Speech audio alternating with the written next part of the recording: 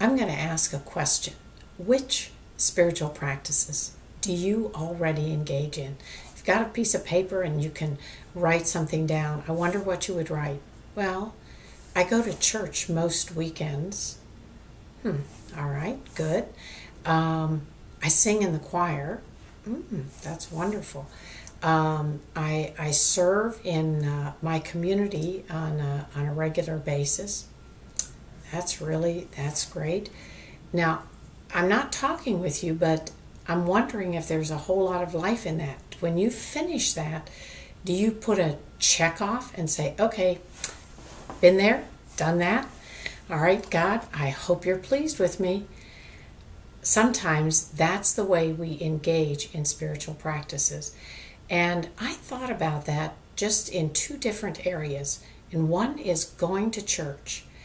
Now, there's a way of going to church where I hurry up, I get there, find my seat, and say, okay, I'm here, speak to me, say something relevant to me.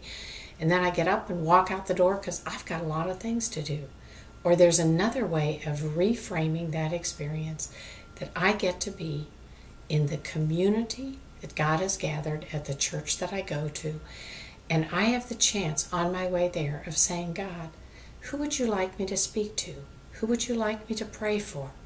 How would you like to use me to be a part of building the community of the people of God?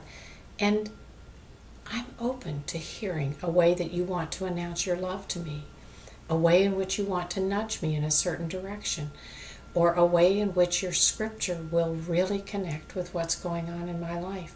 I think if I reframe that spiritual practice, and which I have done, it makes a whole lot of difference. And it makes it a delight. And I have the sense I'm keeping company with Jesus.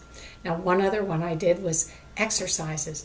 I do exercises most days, and when I finish, and I say, oh God, thank you. I am so glad that I have one less day to do these, because when I die, I won't be doing them anymore. And one day I was down doing sit-ups, and I had this thought.